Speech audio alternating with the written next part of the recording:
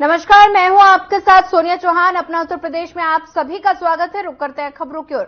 लखनऊ में हमारे channel head Brijmohan Singh Raghuvanshi और ब्यूरो हेड सपना चारण ने आचार्य विजय वर्मा, बीजेपी नेता शबनम पांडे, अभिनेत्री प्रकृति चंद्रा समेत कई दिग्गजों से खास बातचीत की। आइए आपको सुनाते हैं चर्चा में क्या कुछ खास रहा।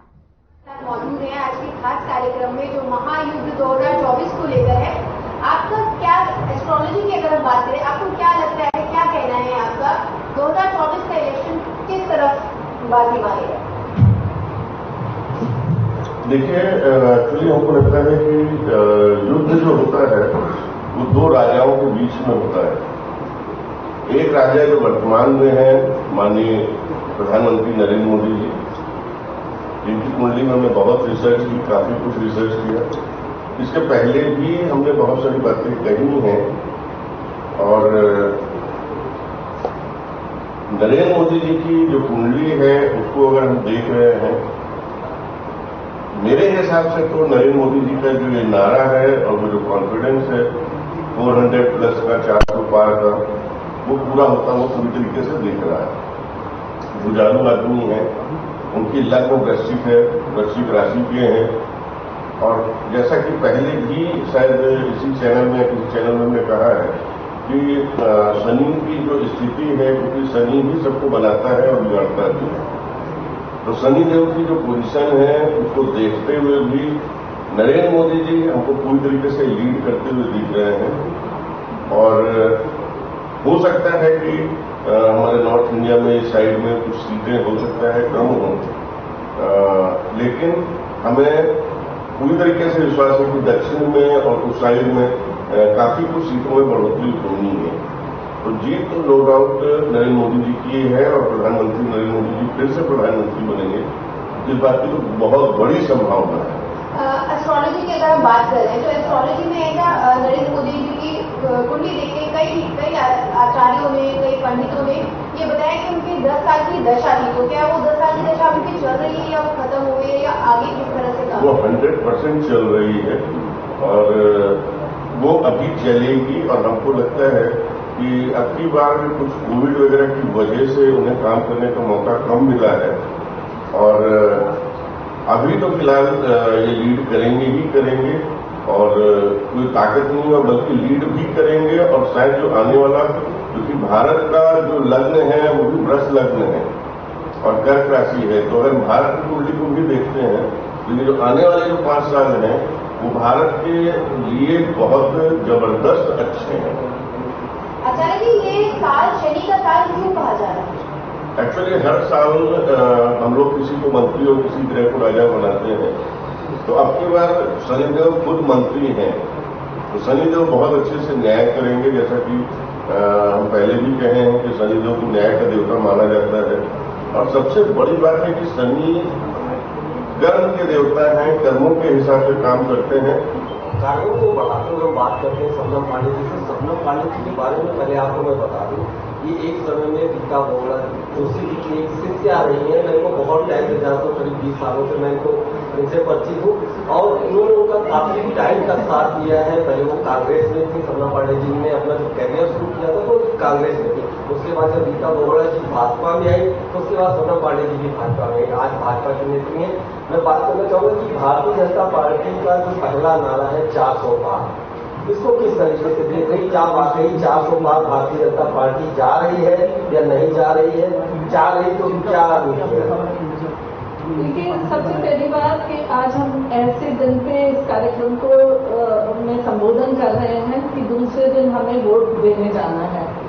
तो सबसे पहला अपील तो जनता से करती हूँ, जहां जहां इलेक्शन है, जिन भी कॉन्स्टिट्यूएंसी में, सभी लोग सब परिवार, सब पड़ोसी वोट देने जाएं, क्योंकि हर किसी के वोट का इस डेमोक्रेसी में बहुत महत्व होता है और एक स्थिर और मजबूत सरकार लाने के लिए हमें निश्चित तौर पे अपने इस कर्तव्य का निर्वहन करना चाहिए। अब दूसरी बात 400 पार। देखिए, कोई भी स्टूडेंट जब घर में एग्जाम दे के आता है और अपना बताता है कि मेरा पेपर ऐसा हुआ, मैं ऐसा, या एग्जाम की तैयारी करते समय भी अपने लोगों को बताता है कि मेरा पेपर अगर ऐसा है हुआ है होगा या मेरी तैयारियां ऐसी हैं। तो इन 10 सालों में सरकार ने जिस तरीके से कार्य किया है, जितनी जन कल्याणकारी योजनाओं को धरातल पर उतारा है, जितनी निष्पक्षता और पारदर्शिता के साथ सत्ता को चलाया है, ये सारी चीजें बहुत महत्व रखती है और इस महत्व को जनता भी समझती है। और इसी का आकलन करते हुए हमारे माननीय प्रधानमंत्री जी नरेंद्र मोदी जी ने 400 पार का नारा लगाया है। अगर आप ये कहेंगे कि मैं भाजपा में हूँ इसलिए इस बात को कह रहा हूँ, पर अगर जनता के बीच जाती हूँ तो जनता खुद ब खुद इस बात को कहती है शायद कोई भी ऐसा दरवाजा नहीं होता जहाँ की ये कल्याणकारी योजनाएं या देश को आगे बढ़ाने वाली तमाम योजनाओं से लोग अछूते रहे हों।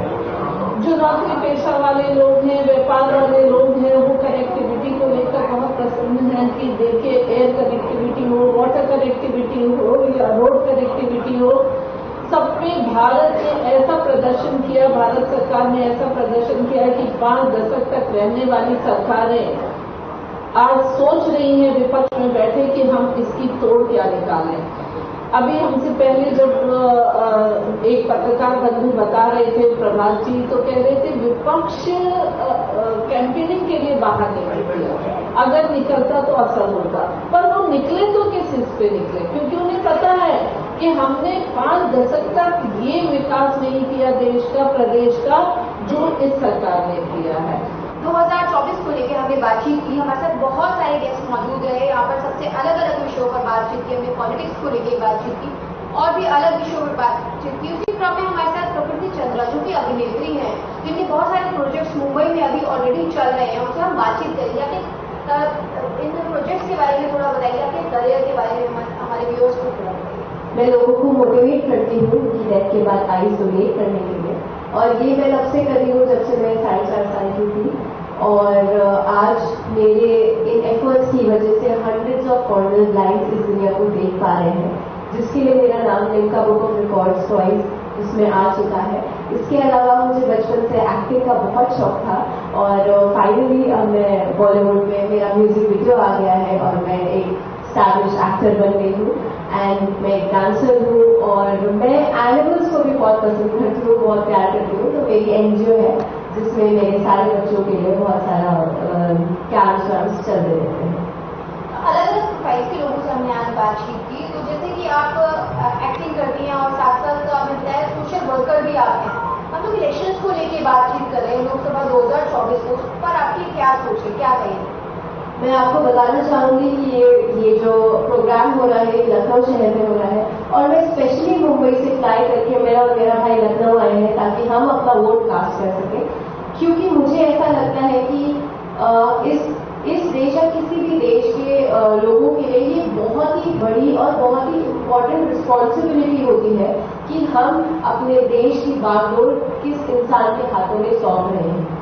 पैदा होते हैं, स्कूल जाते हैं, कॉलेज जाते हैं, नौकरी करते हैं, शादी करते हैं, बच्चे हो जाते हैं, उसके बाद हम अपना रिटायरमेंट प्लान करने लगते हैं। बट हमने उस शहर में उस देश के लिए क्या किया जहाँ पे हम पैदा हुए, जहाँ की मिट्टी ने हमें बनाया, हमें नाम दिया, जिस हवा पानी में हम रहे, क्या किया हमने? कुछ नहीं किया। हम कोई भी देशभक्ति की मूवी देखने जाते हैं तो हम कितना उसके 1-2 दिन तक उसके इन्फ्लुएंस में रहते हैं कि वो काश हम भी जा सके, हम कुछ कर सके। So this is your chance. मेरे आज जो भी लोग मुझे सुन पा रहे हैं, अगर किसी का भी कोई आप ऐसे दूसरे शहर में है जहाँ पे आप वोट नहीं डाल सकते तो आप प्लीज ट्रैवल कीजिए, थोड़ा सा पेन लीजिए और अपने जगह पे जाके जरूर वोट डालिए, क्योंकि वोट डालने के साथ आप अपने साथ साथ अपनी आने वाली जनरेशन की भी जिंदगी बदलने वाले हैं, अपने इस देश को बहुत ऊपर ले जाने वाले हैं, क्योंकि हमारे लिए हमारा देश सर्वोपरि है। हम बहुत प्राउड फील करती हूँ मैं इस इंडस्ट्री में होके, चाहे नॉर्मल इंसान कोई भी जब बोला जाता है कि आप कहाँ से हैं, इंडिया से हैं। जैसे हमने आपसे कहा कि ये महायुद्ध 2024 है और राजधानी में कल यहाँ पे चुनाव होने जा रहे हैं, वोट यहाँ पड़ने वाले हैं। लगभग मुझे जितना पता है 2 दशकों से तो मैं आपको देख रहा हूँ कि सक्रिय पत्रकारिता और तमाम ऐसे मुख्यमंत्री जो लखनऊ से होकर के भारतीय राजनीति में भी गए हैं, आपने उनको बहुत नजदीक से कवर भी किया है और साथ में आपने कहीं ना कहीं उन्हें गाइड भी किया है। सर इस बार का चुनाव जो है उसको आप किस रूप में देख रहे हैं सर? देखिए ब्रजमोहन जी, इस बार के चुनाव में मैं ये देख रहा हूं कि जो चुनाव की चमक धमक होती थी वो तो नहीं दिखाई दी। मैं कई जगह गया, पश्चिम में भी गया। पश्चिम में 2 चरण के जो चुनाव हुए, वोटिंग टर्नआउट बहुत कम हुआ, लोगों में वो उत्साह नजर नहीं आया जिस तरीके से चुनाव में आता था। लेकिन मुझे ऐसा लगता है कि कई तरीके के प्रेडिक्शंस हो रहे हैं, कई तरीके की भविष्यवाणियां अभी होंगी। चौथा चरण का चुनाव संपन्न हो गया है, लगभग 300 सीटों के ऊपर चुनाव हो चुका है। अब 162-163 सीटें बची हैं, जिसमें 3 चरण बचे हुए हैं। कल यहां राजधानी लखनऊ में मतदान है, 14 सीटों पे 5वें चरण के चुनाव में बड़े दिग्गजों की प्रतिष्ठा दांव पे लगी है। यहां लखनऊ से राजनाथ सिंह जी रक्षा मंत्री हैं, वो यहां से चुनाव लड़ रहे हैं। पड़ोस में अमेठी और रायबरेली है, जहां से स्मृति ईरानी जी हैं, और रायबरेली से एक मां की पैतृक सीट राहुल गांधी को दी गई है, जो कांग्रेस के एक युवराज है, कांग्रेस के बड़े नेता हैं। तो ये जो पूरा चुनाव का मैं जो 2024 का पूरा देख रहा हूं, वो मुझे ऐसा नजर कहीं नहीं आया कि नेताओं के जो जनता के बीच एक संवाद होना चाहिए था, वो संवाद चाहे वो डेवलपमेंट विकास के नाम पे हो, चाहे वो देश के एक उत्थान के लिए हो, वो कहीं ना कहीं जब मंच चुनाव के सस्ते हैं तो कहीं ना कहीं वो भाषा का, जैसे कहते हैं कि भाषा का एक भ्रम का जाल वो जनता के बीच डाला गया पिछले 3-4 चरण में। अब जो चुनाव की जो गर्मी थोड़ी सी लू के बाद, क्योंकि इस समय लू का मौसम चल रहा है, वोटिंग टर्नआउट कम भी हुआ, इसका कारण भी हमारे मौसम के आधार पर हो सकता है। लेकिन मुझे ऐसा लगता है कि जो चुनाव की एक जिसे कहते हैं, जो मैंने 90 के बाद जो चुनाव देखे, उस चुनाव में जिस तरीके से नेता लड़ते थे चुनाव, मुझे वो कहीं नजर नहीं आया कि वो भाषा का बड़ा ऊट-पटांग तरीके की भाषाएं अब देश के सामने आ रही हैं, चाहे वो बड़े लेवल पे हो मंच पे या छोटा नेता हो। तो ये कहीं ना कहीं निराशा का एक कारण है, और मुझे ऐसा लगता है कि अभी बहुत चीजों में सुधार की आवश्यकता है, क्योंकि हमारे चुनाव आयोग ने बहुत मेहनत की है कि मतदाता अपने घर से निकले, और बड़े बड़े नेताओं ने भी अपील की है कि पहले मतदान फिर जलपान। तो मुझे 4 चरणों के मतदान में कुछ निराशा नजर आई, और ये लोकतंत्र के लिए एक अच्छे संकेत नहीं है, क्योंकि मतदान हर 5 साल में एक वोट देने का जो एक हमारा एक जो मौका मिलता है, एक नई सरकार और एक अच्छी सरकार चुनने का, वो कहीं ना कहीं जनता के बीच मुझे ऐसा लगता है कि जो निराशा है उसको कहीं ना कहीं और आशा में परिवर्तित करने के लिए, उनको जागरूक करने के लिए। मैं अभी प्रभात जी को सुन रहा था, आपको भी मैंने सुना, तो प्रदेश के बारे में, हमारे माननीय मुख्यमंत्री जी के बारे में, प्रदेश के विकास के बारे में, प्रदेश के लोगों में क्या चाह है, क्या हमारा प्रदेश कैसा दिखाई दे। और हम चूंकि पूरे देश के एक महत्वपूर्ण भाग हैं, तो हमारे प्रदेश से निश्चय ही पूरे देश में राजनीति होती है, सबसे ज्यादा एमपीज भी हैं, तो निश्चय ही we are the most critical state. हमारे यहाँ सबसे ज्यादा चुनाव के चरण भी है, मैक्सिमम चरण भी हैं, और हम भी, मैं भी एक वोटर हूं, और कल मुझे वोट देने जाना है। तो मैं तो केवल इतना ही बिंदु पर प्रारंभ करूंगा, और चूंकि मैं जिलों में जिलाधिकारी रहा हूं, कई जिलों में रहा हूं, और मैं दिव्यांगता के साथ भी जुड़ा रहा हूं भारत सरकार में, जब पहली बार माननीय प्रधानमंत्री जी ने दिव्यांग शब्द का जो है यूज स्टार्ट किया, और दिव्यांगों तक को जो है घर पे न छूट जाए, बूढ़े से बूढ़े लोग वोटर जहां भी हों वो अपने वोटिंग बूथ तक पहुंच जाएं। तो दिव्यांगों को वोटिंग बूथ तक पहुंचाना, फर्स्ट टाइम वोटर्स को वोटिंग बूथ तक पहुंचाना, जो अपने शहर में नहीं बाहर हैं वापस शहर में आकर अपने बूथ पर वोट दे देना। तो मैं तो यही केवल कहूंगा शुरुआत में कि अपना वोट जरूर डालें, अगर आप अपने डेमोक्रेसी के लिए जरा भी थोड़ा भी आपका जो है कमिटमेंट है तो वोट जरूर डालें। मैं देख रहा हूं आजकल कि हर आदमी सोशल मीडिया पे, हर बच्चा भी, स्टूडेंट भी सोशल मीडिया पे है, हर यूथ सोशल मीडिया पे है। तो अगर आप सोशल मीडिया में 5 साल हैं तो 5 मिनट जाकर अपना वोट अपने ही बूथ पर न डाल सकें, ये उचित नहीं है। और मेरा सौभाग्य है कि मेरी बेटी, मेरे बेटा, मेरी बहू और मालिनी ऑफकोर्स सभी लोग, हम लोग कल जाकर सुबह 10 बजे अपने केंद्रीय विद्यालय गुमती नगर में वोट डालेंगे। और मालिनी क्योंकि इलेक्शन कमीशन की ब्रांड एम्बेसडर भी रही हैं, तो मैं जिलों में चुनाव में हम लोग वोटर प्रतिशत बढ़ाते रहे हैं, तो मुझे बहुत खुशी है कि हमें पुनः एक अवसर मिल रहा है कि हम वोट डाल सकें। ये जरूर है, अभी एक किसी और चैनल पे मुझसे पूछा था वन नेशन वन इलेक्शन के बारे में। मैं शुरुआत में ही कहना चाहूंगा कि चुनाव अगर एक बार हो 5 साल में तो उसका बहुत फायदा होता है, क्योंकि रिसोर्सेज भी बचते हैं, लोगों को भी मौका मिलता है तो एक बार में अपने वोट डाल सकें। तो इन शब्दों के साथ आपने मुझे आज आमंत्रित किया, धन्यवाद। पूछिए सर। खासतौर से मैं अपने दर्शकों को ये बताना चाहता हूं कि अवनीश अवस्थी जी यहाँ के वरिष्ठ अधिकारी तो हैं, लेकिन इन्होंने भारत सरकार को भी काम किया है और तमाम मैं ये बात कह सकता हूं आपसे क्योंकि जिलों में भी इन्होंने काम किया है, कई सरकारों को भी काम किया है।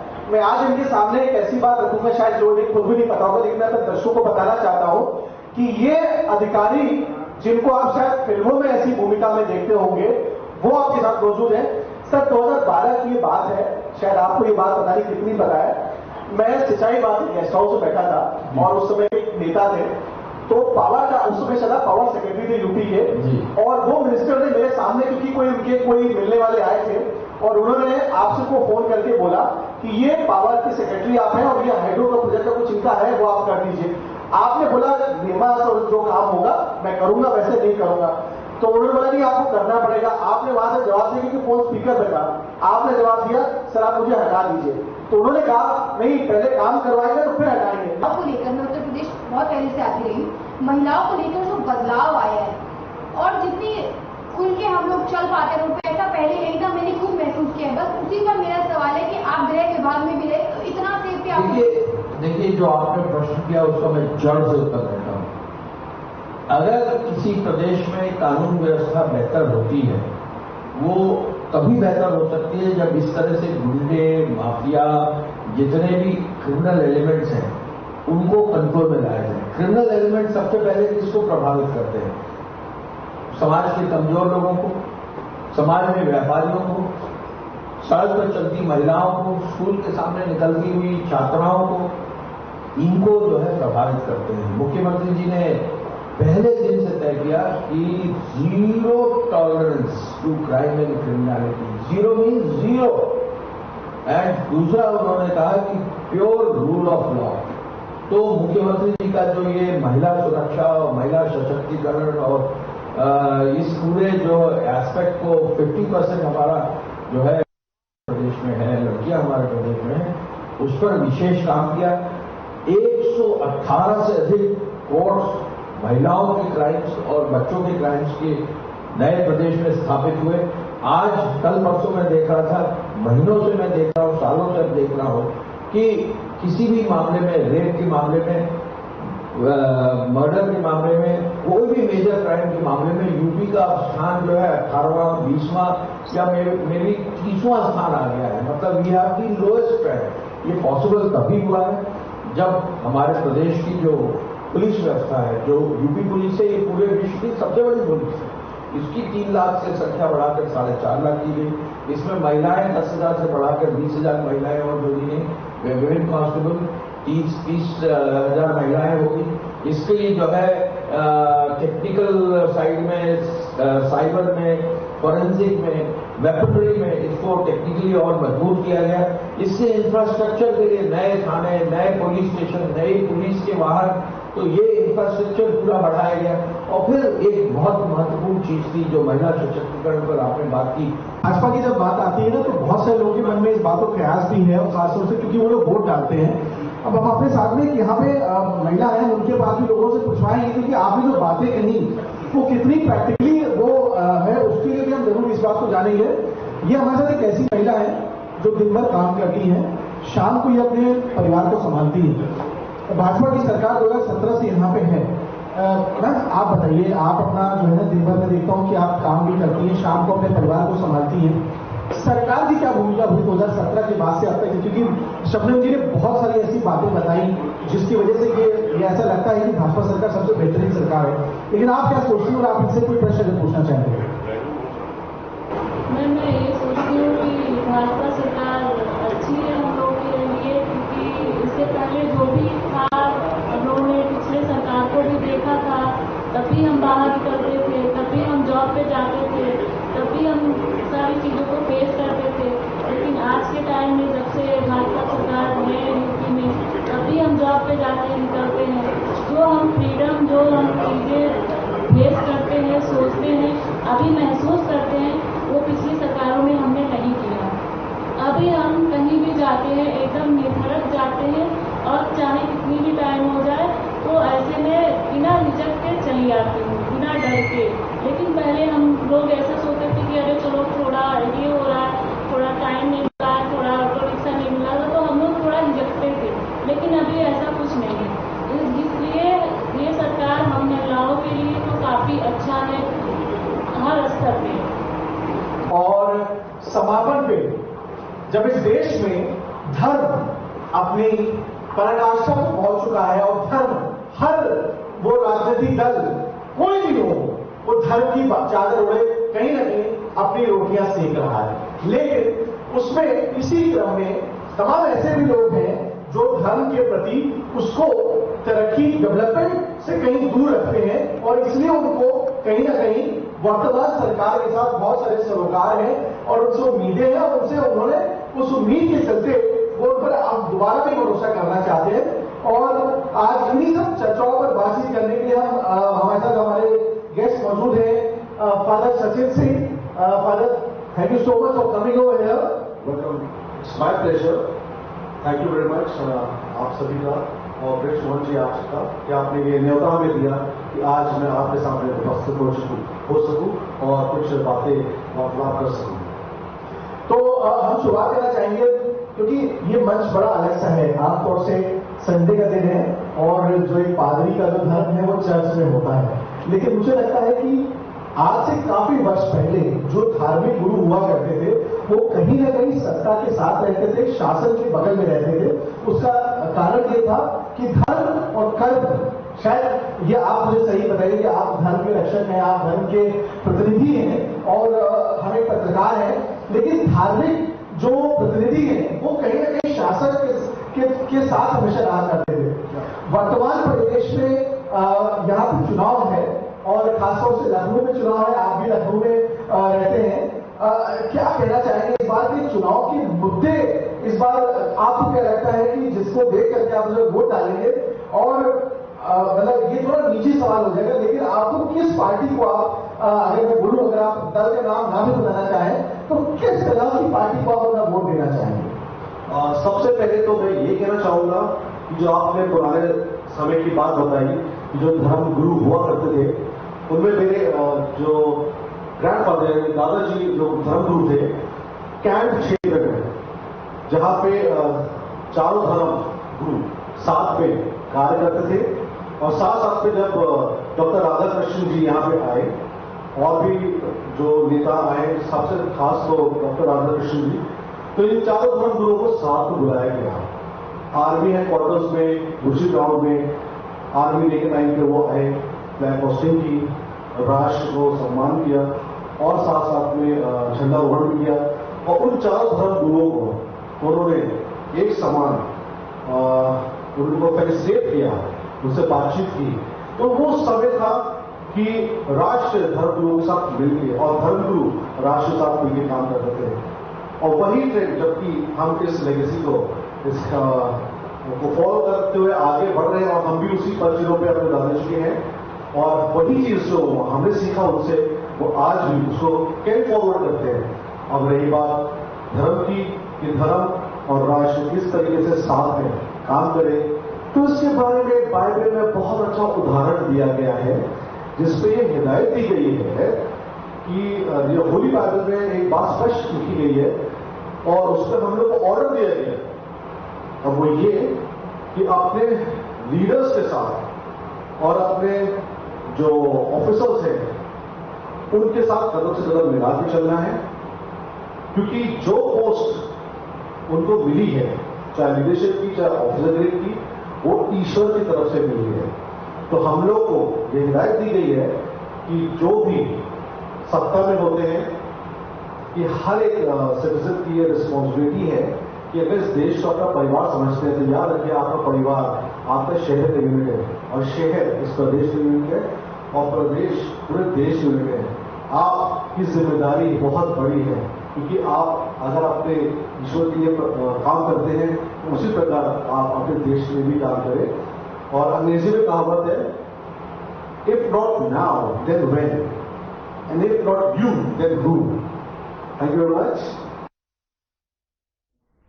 देश और प्रदेश गर्मी का कहर देश प्रदेश में लगातार जारी है। वहीं गौतम बुद्ध नगर में बढ़ते तापमान से लोग काफी ज्यादा परेशान हैं। आलम यह है कि दिन में सड़कें सूनी हो रही हैं और ऐसे समय में पुलिसकर्मियों को भी खासी परेशानियों का सामना करना पड़ रहा है, खासकर यातायात पुलिस को, जो तेज धूप में भी शहर के तिहारे और चौराहे पर खड़े होकर अपनी अपनी ड्यूटी का निर्वहन सफलतापूर्वक कर रहे हैं। और दिन प्रतिदिन जनपद गौतम बुद्ध नगर में बढ़ते तापमान में सड़कों पर खड़े होकर ड्यूटी दे रहे यातायात पुलिस कर्मियों के स्वास्थ्य के प्रति चिंतित पुलिस कमिश्नर लक्ष्मी सिंह ने गर्मी से बचाव के लिए प्रथम चरण में 500 यातायात पुलिसकर्मियों को स्वास्थ्य सुरक्षा किट वितरित की। पुलिस कमिश्नर की तरफ से पुलिसकर्मियों के प्रति किए गए इस कार्य की शहर के विभिन्न सामाजिक संगठनों ने सराहना की और साथ ही उन्होंने बताया कि इस किट में गर्मी से बचाव के लिए थर्मोस्टील वाटर बोतल और चश्मा, मास्क, इलेक्ट्रोल पाउडर और साथ ही ग्लूकोन डी आदि जैसा सामान है।